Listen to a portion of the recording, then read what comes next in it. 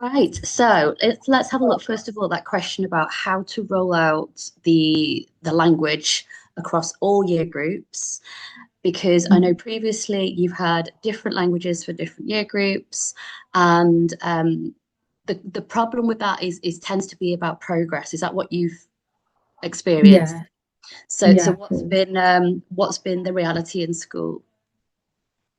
Well, at the moment, I'm finding that students are very like receptive of what I'm teaching them, but then I can see at some points where there are gaps, and I then have to limit the progression of the lesson Yeah. because a year six, for example, I would expect them to work with maybe four opinions in a lesson about Mhm. the activities they can do in a festival, but I had to narrow it down to two.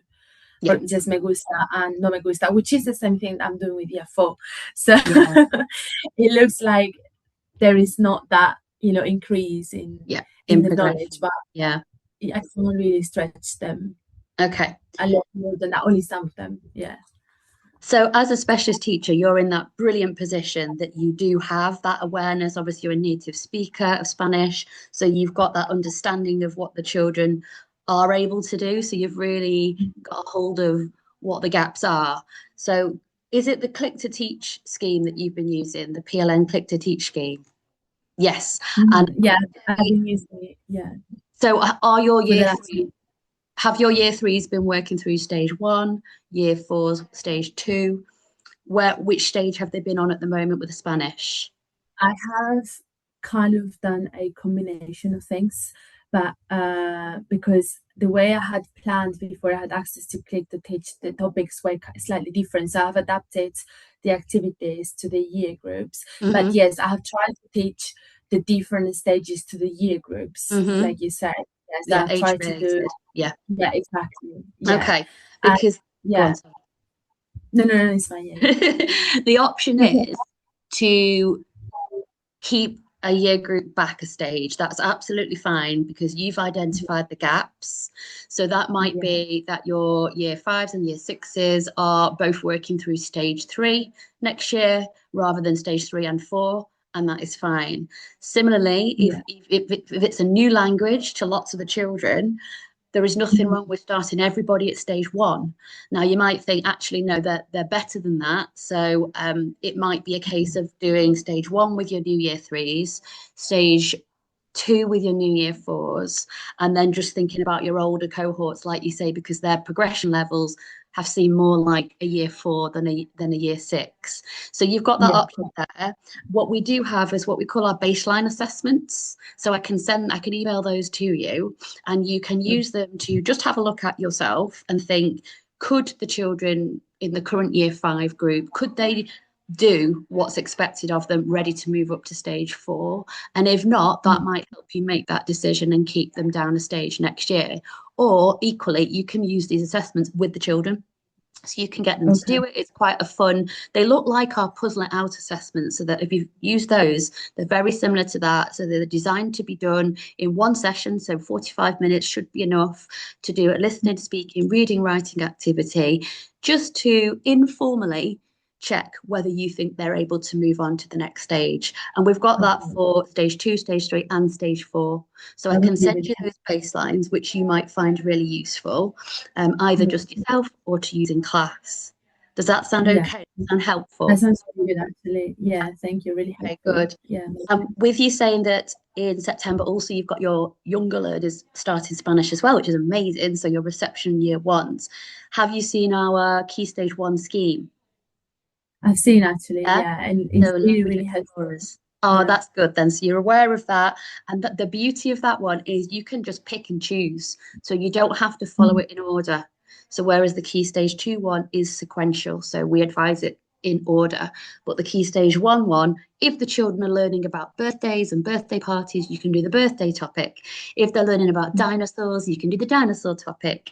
And the children respond really well to them. Obviously, you've got your own flair that you can bring to those lessons as well as a native speaker and a Spanish teacher, but hopefully they're there to support you as well. With the kind of resources, the songs are already there, the games are there, and then you get to bring them to life. So hopefully you'll find that really useful for key stage one. So is there anything else you want to ask about how to roll out the same language across the school? Does that answer your questions? I think that actually answered my question. It was really Yeah, helpful. Thank you. that's Yeah. all right. Yeah. So you also wanted to know about data collection Assessment. and Yeah. assessment. Yeah. So are you doing any of that at the moment? And it's fine if you're So not. I haven't done any like formal assessment yet because I only started like 3 weeks ago. So I'm kind of still trying to get to know the students Yeah, and where they are at. And I have parents' evenings after our terms, so it will be more of like a catch up rather than telling them this is their performance level at the moment because I don't know them a lot. But I'm thinking about because I've tried to do like little writing maybe year two, and I can see they don't like that, and obviously understandably. yeah, So for us, language teachers, I think writing sometimes is like our go-to kind of way to way to assess assess. things, Yeah, the knowledge in a visual way, so everyone can see. In terms of we have someone's coming to the school and wants to see what the students have learned, and I don't know if you had any tips and bits. definitely. Yeah, no, you're so right there, saying that writing seems to be the gold standard of assessment and evidence of progression, and it's not necessarily the case. As you know, we are looking at listening, speaking, reading, and writing. So there's 4 skills involved at teaching languages at primary level, and ideally, we're aiming for 25% of the time on each one. Otherwise, we are doing the other skills a disservice. So yes, there is an expectation to write from year 3 upwards. Like you say, year 2s may or may not want to do that, may or may not be motivated to do that. So in our Key Stage 1 scheme, a lot of the writing requirements are air writing with invisible pens or just mark making on a whiteboard or tracing shapes on a partner's back. So there's lots of ways around that. We also know in reception with continuous provision, writing can be tracing shapes on top of a laminated word, or it can be in shaving foam or in gel or whatever those sensory experience happen to be set up in the reception classroom. So there's lots of ways of introducing it, but like you say, we don't want them to feel overwhelmed and we don't want to switch them off. So definitely you're right to think that it's not all about writing. What we do have, and I can send you the link actually, is a session that we ran all about evidencing progress. So what we Okay. do in that webinar is we look at how to evidence, so practically, whether it's recording devices or generated QR codes or using particular apps on an iPad that the children can self-evidence. And then you've Okay. obviously got a record of their speaking and of maybe their singing or their choral repetition, which all counts of evidence of progress. In terms of listening and reading, they're pretty hard to evidence, but again, we show ways around that. So some of our resources, like our Rainbow Listening resources, our Read and Draw resources, they show that the children are taking information in and responding. So they listen to a word and they tick the one that they've heard, or they read a sentence and they've got to draw what they've read. So it talks all through our resources, which you will find in the scheme anyway. But I think that would be quite an interesting watch for you. So I'll send you through that. You're right also not to rush into assessing. So what I would say is, particularly if you're new to the role, maybe just focus on teaching and learning for now. So have the children experience the lessons, enjoy the lessons. You've got a new colleague coming on board, so make sure the two of you are happy with the delivery of the scheme and it's supportive of you and you're able to do what you want with it. And then at a time that you feel is right, maybe start to introduce some assessments. So that could be December, sort of end of the first term, or it could be going into next year now. So don't rush to assess. What you will be doing in the meantime is teacher assessing. So every lesson you teach, when you play Simon Says, when you play bingo, when you play stand up, sit down games, you are able to visually see which children are getting it, which ones understand Yeah. and respond, and which ones are still struggling. You're able to identify those gaps, particularly if you use whiteboard work and get them to show you. You can see, oh, this table over here, there's a bit of a misunderstanding and misconception. I mean, I need to reteach that. We're not quite clear on the spelling of those words. So whiteboard work can really help you in class as well, as I'm sure you know. So you can be making your informal notes of children's outcomes as you're going through the scheme. We have a tracking document, actually. I can send you our little tracking table, which just outlines the objectives of the lessons across the top, and it gives you space to fill in the children's names down the side. And then you can do what we call a RAG rating, red, amber, green, depending on how well they have achieved in that lesson. You could score a mark out of 10. You could give them a code like greater depth or working towards or meeting expectations. It's up to you and your school and whatever code you use, if you like. So that tracking document might be all you need for your first bit of data collection. If, however, you feel there is a need for more, then there's all sorts of other ways to track and assess that we have built into our scheme. So what I can do is share my screen and show you what's available in terms of not just formal assessment, but informal assessment as well. So there's self-assessment that the children can go through and annotate a document to see how well they've progressed themselves. And then we get our puzzle out, which is our summative assessment. So I'm going to head into the Click to Teach scheme, and let's just pick an animals topic from Spring 1. So I am going to go to Lesson 1. And at the bottom, you'll see this button called Assessment Clouds.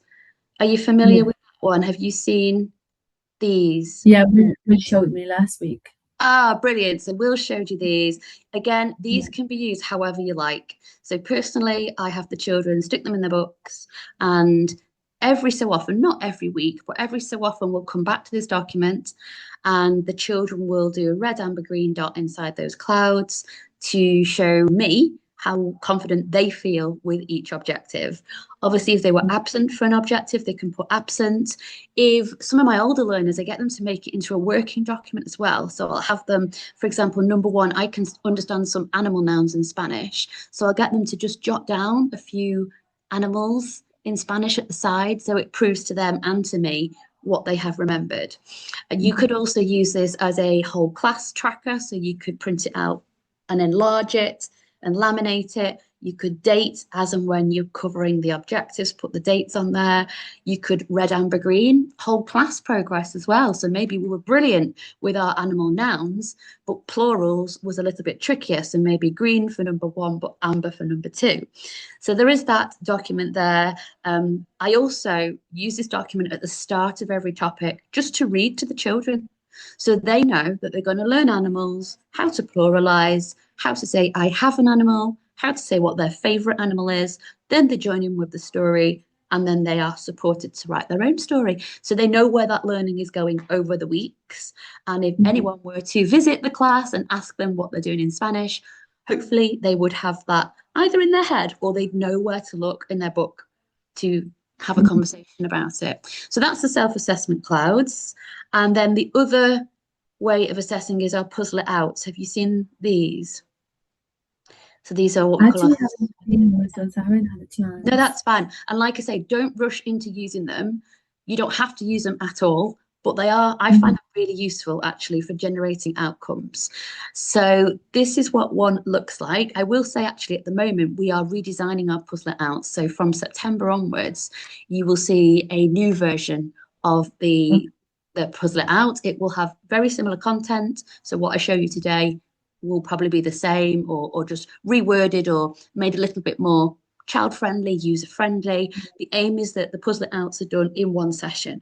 So there are listening, speaking, reading and writing activities. There's a PowerPoint that you have on as a teacher, and there's audio sound files built in. So again, that's up to you whether you say the words or the fact that they're used to you saying the words. You might want to use the audio because it's listening to a different voice. But again, you make that teacher judgment.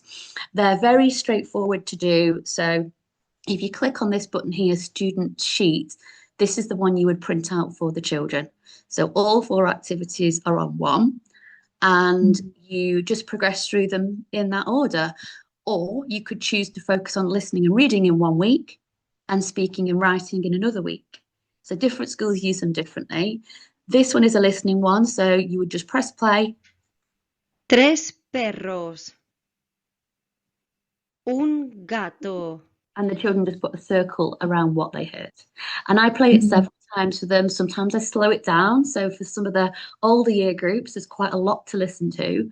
So sometimes slow it down. Again, it's up to you. You say it in your voice, or you'd rather them just hear the audio. And when everybody's done that, we move on to the speaking one. This is very straightforward. All they've got to do is use that phrase, I have, tengo, and then the name of the animals. And in this one, they've just got to pick 5 that they know how to do. And ideally, write it down. And then maybe they do a smiley face at the side or a red, amber, green to show how confident they felt. Now, if you feel that some of them would need support to do this, you can allow them support. So I particularly will say the children can have their books on their tables. If they want to look in their knowledge organisers, they can do. Because for some children, to be able to do that is quite a big ask. It's quite demanding. And I don't want them to feel overwhelmed by it. So I allow them to have their knowledge organisers open. Again, that's up to you. What I do say to them is if they've looked in their book, they just write the word book at the side, B-double-O-K. All right. So I know when I come to look at the papers, which children have had a bit more support than others. The reading task, they are generally a read and then draw a line to or draw a picture of or answer a question about. So this one, they're just linking up the sentence to the correct animal. And the writing one, we're really at single word level because it is stage 1. So they're just labeling these animals. Again, if they need help with spellings, they can look in the book and just write book at the side. Once you've got them all in, you would have a look over the sheets. So I ask the children not to stick these in so I don't have to take all the books with me. I just take the papers with me and then look at what constitutes as meeting in the answers and teacher guidance sheet. Because for each activity, there will be a certain number of questions that they have to get right to be meeting expectations. So in the listening task, they had to identify 4 of those animals to get meeting. So if someone got all 5 or more, whatever the number is, that to me is exceeding. And if they got maybe 1 or 1 or 2, that would be emerging. So then you've got an outcome for listening. Do the same with speaking, same with reading, same with writing. For those children who had support, maybe they worked with an adult that day, or maybe they had their book open. Again, that's up to you to decide, okay, so does this sound right for this child? So they look like they're exceeding, but actually day to day, week on week, I know they're not working as independently as that, but they're not too bad. So maybe we'll put them as meeting. So you'll take what's on the puzzle out, but you use your teacher judgment at the same time to come out with an outcome. So equally, if they're having a bad day and it looks like they're coming out as emerging, but you know, because you know the children best, so week on week, actually, they retain pretty well. They participate well. They put the hand up a lot. Their pronunciation is quite accurate. So maybe you would move that up to meeting. Does that make sense? So you're using it as a guide, but yeah, you are the person that knows the children best. So when you've got all of those 4, you've got the transcript there as well. So if you wanted to read it, you've got that there. When you've got all 4, what I tend to do is if there's 3 greens and 1 orange, to me, that is meeting overall, definitely, very, very secure, possibly exceeding. If I know the child and I know that they are amazing, I might actually give them exceeding overall. If they've got all ambers, all orange, then again, I'm thinking about the child. Are they meeting or are they more like working towards emerging? So you're just taking those 4 colours or those 4 outcomes and then combining it into one per child. Does that sound helpful and doable for you? It does actually. It sounds really good because then, like I was talking about this with Will, like as I am a Spanish teacher, I was thinking how, as a school perspective, would be like, well, in fact, we have hired you to do this work. Why not you using resources to do? But actually, you said you can then focus on adapting the curriculum to this and writing it, and then you can use these resources to, then this is amazing actually because I think it's really going to support me in a new role, which I find, invaluable that I can use these resources and then keep supporting my students in the lessons. That's brilliant. That's so good to hear. And yet you use that as you see helpful. So you're not tied to use any particular resource in any particular way. They are there if you need them. And absolutely, if they're helping you get established and feel confident and manage that workload as a new language coordinator at a new school, then that's brilliant. That's what it's there for. Okay. Is there anything else I can help you with at this stage? Any other questions that came to you or anything you want me to show you? I don't think I've got any more questions, but I just wanted to say that I really value this time with you because I saw you in a conference that there was in October with All Association. Oh, You okay. did a session about storytelling. Oh, yeah.